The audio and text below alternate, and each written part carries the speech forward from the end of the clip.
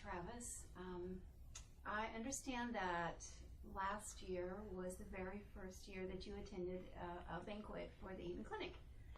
Is that right? That's correct.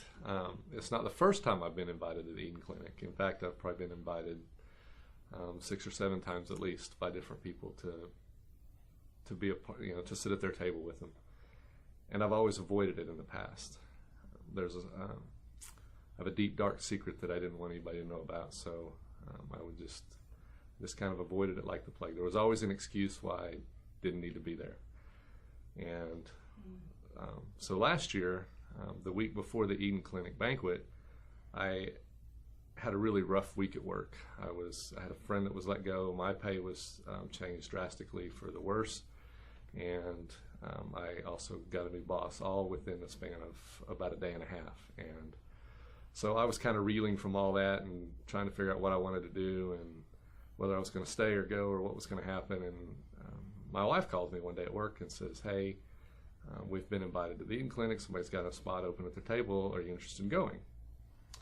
And I wasn't even thinking about it. I said, "Sure, yeah, that'd be great. That's fine, whatever. We don't have anything going on. That's great." So that night we had to meet there because we had different things going on. So we get to the banquet and we're sitting there eating, having a good time, and it's still not really sunk in, where I'm at or what's going on around me. We're just having dinner with friends, and they start introducing the speaker, and so I turn around and I start listening, and as they introduce the speaker, and it's a guy coming up to share his testimony about what he went through when he was younger with abortion, and that's when it kind of really hit me where I was at and what was happening. And you listen to his story and all that he went through, and I'm just sitting there thinking, wow, but I'm a processor, so I have to think about everything, before it really hits me and sinks in what's going on. And so we finish up and we leave, and as we're walking out, my wife kind of looks at me and she says, "Are you okay?" Because she's the only one that knew what I'd gone through. And I said, I just don't really know. I just need to think about it. And so we drove back across town separately, and as I'm driving, I just hear God tell me it's time to let it go. When I was younger, I was raised basically in a Christian home, and got married really young, got a divorce, and in between my first marriage and my second marriage, I got a girl pregnant, and we decided the best course of action was an abortion. Not the best course of action, but the easiest course, I guess. But nobody ever tells you how that affects you. You hear a lot about the women's side of it, but never the guy's side of it. And so I kept that secret hidden for years and years and years.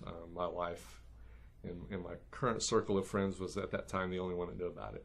And I knew that I'd been forgiven. I felt forgiven by God, but I couldn't forgive myself. And so every time the word abortion would come up, I would, if it was on the radio, I'd change stations. If it was the Eden Clinic, I'd avoid the banquet, whatever it took. And that night, I just felt God say, "It's not yours anymore. I've taken it away. I've forgiven you for all your sins. All your sins, not some of your sins." And it was very, it was very freeing. And I felt a peace that I hadn't felt in 20 years. And so I get home and my wife says, "Well, how do you feel?" And I said, God is awesome. It's been a really rough week, but now I know why. And it's not every day that you go through some really hard times and God shows you why almost immediately. And that was one of those times. So that in and of itself is a great story. It's obviously God working in my life, but it's interesting because the story doesn't end there. The next morning I was at breakfast with a group of guys, and I shared it. I shared the story about what had happened, and that was incredible. Just being able to get it off your chest and let other people know what you've gone through, and that you're not perfect. And later that day, I got a call from one of them who had heard a song on the way to work, and he said, it made me think of you. And he said, I really want to thank you for sharing today, because I went through something similar when I was in college. And to know that I'm not the only one is a great feeling. So, that's my story. My name is Leisha Archie. I am Bradley's mom, and Bradley's news was definitely a surprise for me. Very emotional, every emotion I could think of. Mad, raging mad, furious, heartbroken. It just took everything out of me. It was really hard to deal with.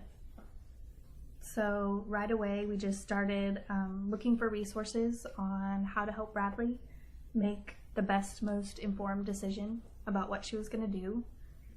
And what I was looking for when we came to the Eden Clinic was for Bradley to be able to understand all of her options, whether it be becoming a parent, whether it be adoption, whether it be terminating the pregnancy. I wanted her to be aware of all of those choices that she had. And when I went to the website, that's what it said that Eden Clinic offered. And I felt like they gave her good information about what she could expect to feel emotionally, physically, if she made each one of those choices.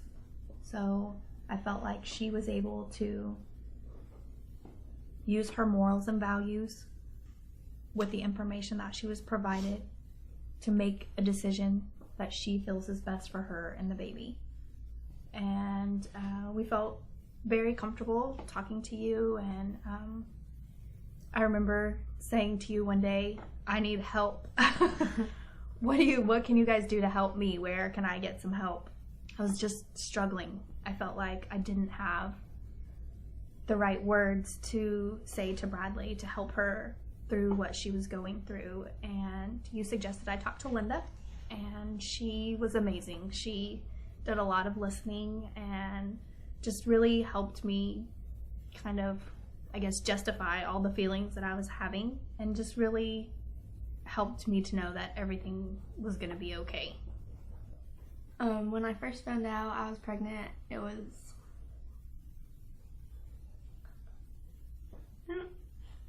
It's fine, babe.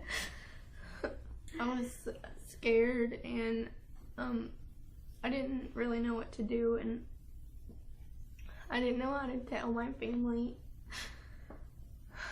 I didn't know what they were going to think of me, or what anybody else was going to think of me, my friends, my teachers.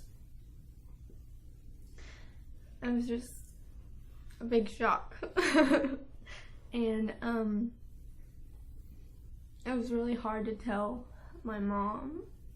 I felt like I could talk to all of you guys, and it really helped me because I didn't know if I could really say anything. I didn't know what to say to her. So it helped a lot that I could just say what I was feeling. And a lot of times I can say things to her and she would receive those things completely differently than if she heard them from someone else. So it's really, really comforting for me to know that she has a place to come to get that advice and that information. And then I can say, yeah, or, agree. And, as a mother, you just have dreams and hopes of what your child is going to do when they grow up. Bradley's been a great student. She's never been in a lot of trouble. She's an amazing person, and she's gonna do amazing at whatever she ends up doing. So we've just changed our plan. I want to do what's right for the baby, of course, and then I want to go to culinary school after everything settles down. Are you excited about being a mommy?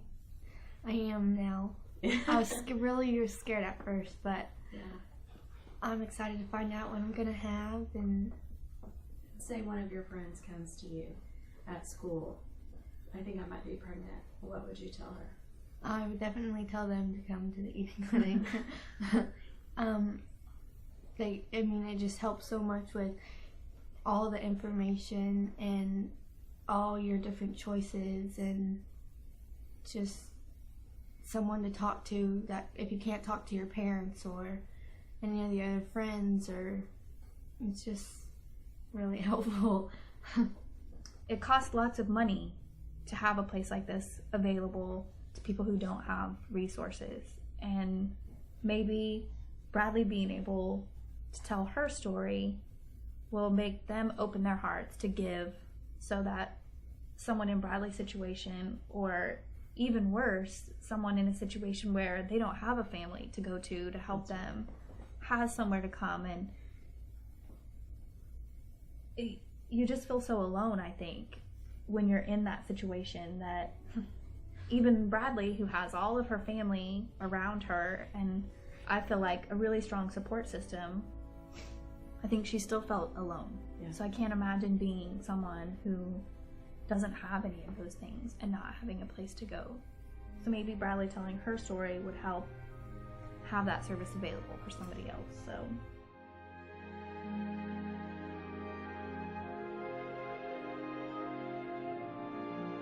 I waited patiently for the Lord. He came to me and heard my cry.